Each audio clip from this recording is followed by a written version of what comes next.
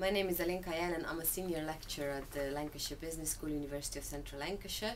I have some experience in journalism prior to my lecturing job.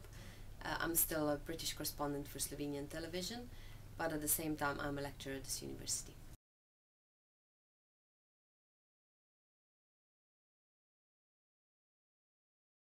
And the first question is, what do you think are the main developments and changes of global PR industry since 2000? And why do you think so? And in your opinions, what are the driving forces of those changes? One of the major changes after the 2000s is definitely social media and internet. Everything is now going on Facebook, Twitter, and of course the recent development of the smartphones.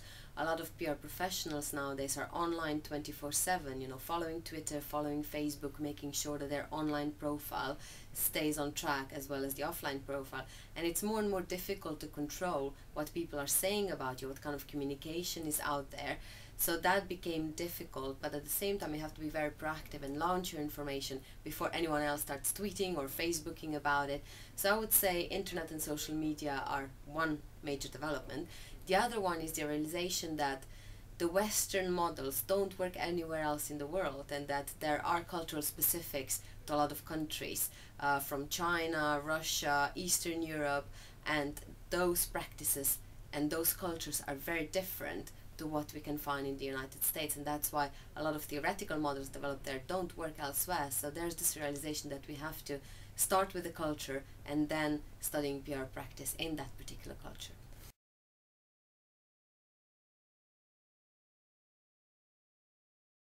Do you think there are still some disparities in the PR industry between the countries like China and Western countries? And what are the main disparities, and why do you think those differences existed? There are definitely differences between the United States and China because of the culture. The culture is different. Even though the principles of public relations, what ideally or idealistically public relations should do for an organization, are pretty much the same, but how they work in practice is very, very different. So in China you have that concept on guanxi, which is very important. In Western cultures it's slightly different. It's much more formalized, more kind of managed communication, but definitely there is a difference.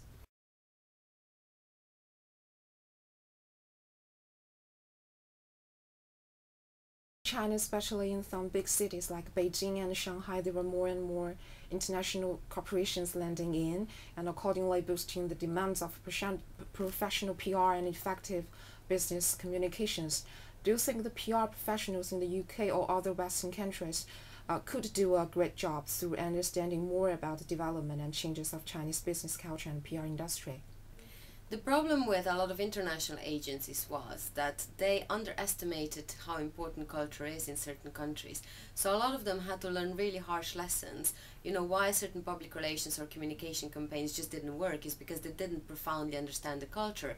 And this understanding is coming in now, and they are spending quite a lot of resources on trying to understand local cultures in global market, which is quite challenging. But if you look at all the big and successful international agencies and organizations, what they have is they do have their Western staff in the countries, but they also employ local people, so local PR professionals, to help them understand that culture. And we even have a new concept in public relations roles, which is called cultural facilitator. So those are locally trained and locally educated public relations professionals working with global companies.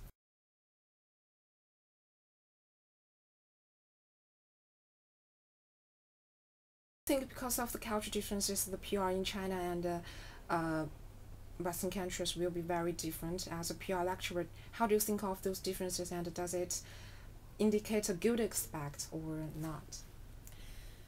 I think I pretty much answered this question already. As I said, there is quite a lot of difference, and we are also trying to prepare our students for those differences. That's why we're particularly happy that we have a lot of Chinese students at our university, so they can our students from Europe, from America, from the UK, can get to know other cultures while studying. And the same goes for Chinese students, that they get familiar with other cultures, and we're trying to encourage that internationalization aspect while they're still studying.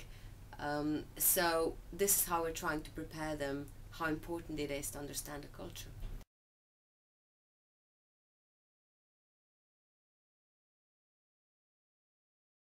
People or companies from UK tend to have a career or explore business opportunities in China. What kind of advices you'd like to provide to them, or what kind of successful experience you'd like to share with them? If students do want to work in a foreign country, what I would advise them to do is, first of all, go there, spend some time there, try to go native, don't spend time in tourist places, hotels.